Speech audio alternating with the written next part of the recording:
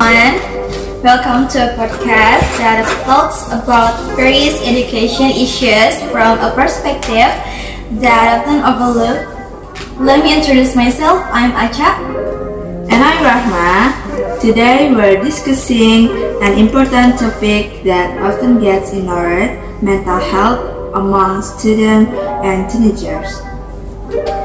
This topic has become even more relevant after a viral case involving a university student found dead in a restroom at Parajan Mall. Already, due to severe mental pressure, the news made headlines on the tech hill and served as a wake-up call for all of us. She was a high-achieving student, active with a bright future, but currently achievement is not guarantee of a healthy mental state. The question is, has our education system actually taught us how to deal with pressure, or it is still focused on grades, memorization, and academics?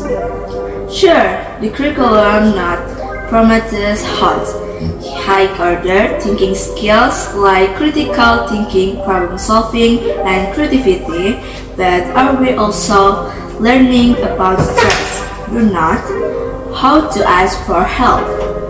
Many teenagers don't know how to identify stress or their own emotion, so when pressure hits, they're confused about what to do or who to talk to. And that's what we'll be talking about in this episode. What does an education that also nurtures emotional and mental health really look like? But before we jump into the solution, let's start with the facts on the ground. Just how serious is the state of the mental health today? Rahma, in the first month of 2023, Indonesia recorded 63 suicide cases. That number rose by 36.4% compared to 2021. Pretty shocking, right? Yeah, and sadly, most these cases involve teenagers. According to the National Environment Survey, edited by Good Stats, it's estimated that around 15.5 million teenagers in Indonesia experience mental health issues between 2022 and 2024. But unfortunately, many of them aren't even aware that they're suffering from severe stress or even depression because they don't know the sign, and our education system doesn't teach that yet.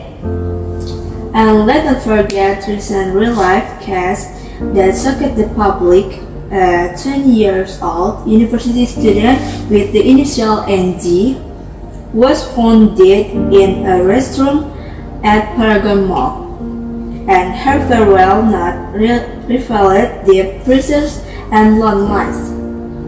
This is what psychologists call silent screaming, a cry for help in silence because there's no space to talk or no adult who is attentive and ready to listen.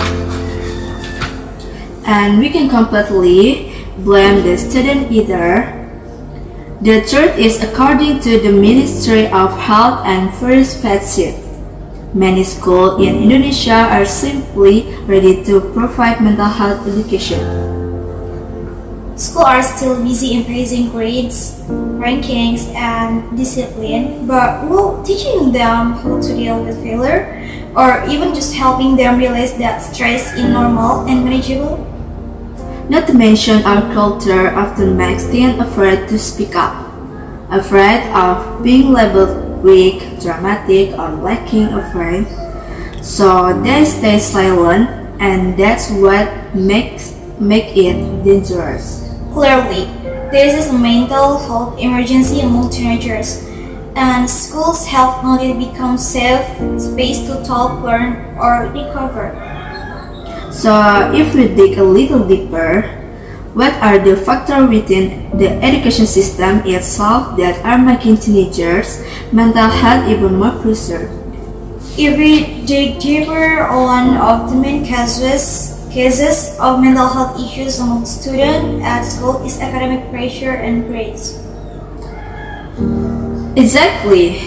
Grades are seen as the ultimate measure of success. Failing just one exam and lead to big school that are compared to other students. Yeah, no mention the pressure from parents and teacher. The intention might be to motivate, but they often adds even more stress. And let's not forget about bullying. Whether physical, verbal, or online, ironically is often not taken seriously or just brushed off as a joke. What makes it worse is that there's no safe space to talk. Students don't know who to open up to when they're expressing burnout or overthinking. Even when there's a guidance counselor, there are often too few of them. And their role is something just a formality. Many students are actually afraid to go to the counselor office, where they all be scolded or labeled as trouble. And all of this stems from an education system that's too focused on academics, but mental health education is still seriously lacking. That's right. Teacher and counselor often haven't received any specialist training. Many schools have never even held STARS, management system, empathy, communication workshop, or early depression detection programs. In the end, students feel like they have to deal with everything on their own without realizing that what they're experiencing is valid and needs to be addressed. So the question is, how can education prepare students not just to grade, but to survive the pressures of life? Well, that's what we'll be talking about in the next segment, a form of education that healthy both academically and emotionally, and real solution we can aim for. Now that we know the problem, it's time to talk solution. The education world can't stay silent. It needs to start with small but consistent steps. One exacting opportunity is the Merdeka curriculum. Through the P5 project, school can include topics like mental health, emotional awareness, coping mechanisms, and self-care. It just takes willingness. And just as important, teachers and homeroom mentors need training to become sensitive first listeners. Not just teaching, but knowing how to support students who are struggling. The role of counseling service also need to change.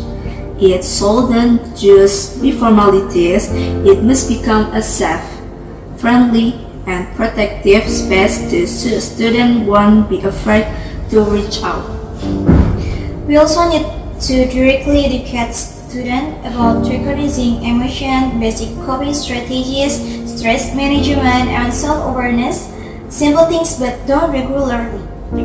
School can also create safe space, sharing forums, class storytelling sessions, or peer support groups with student council and teachers.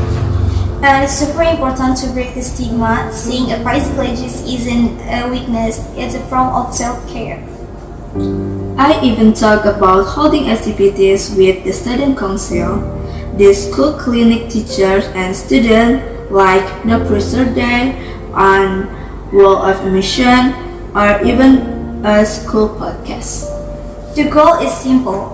Help students understand and manage their emotion and stress in healthy ways. If some desk program are already running, don't forget to do regular evaluation like mental health survey or response protocol for students in distress. Because education isn't about who is the smartest, but about who cares and support one another. Mental health isn't just a psychologist's job, it's also part of education.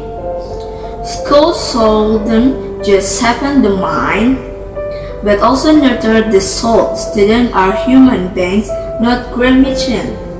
So, to all teachers and educators out there, let's open up space for real conversation, listen more deeply, and create a school culture that truly cares. And for you, school and teens, remember, it's okay not to be okay. You're not alone. There's always a way forward, and there's always hope.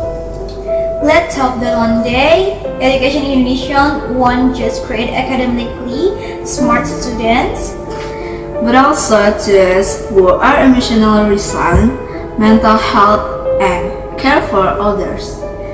Stay safe, stay sane. Bye.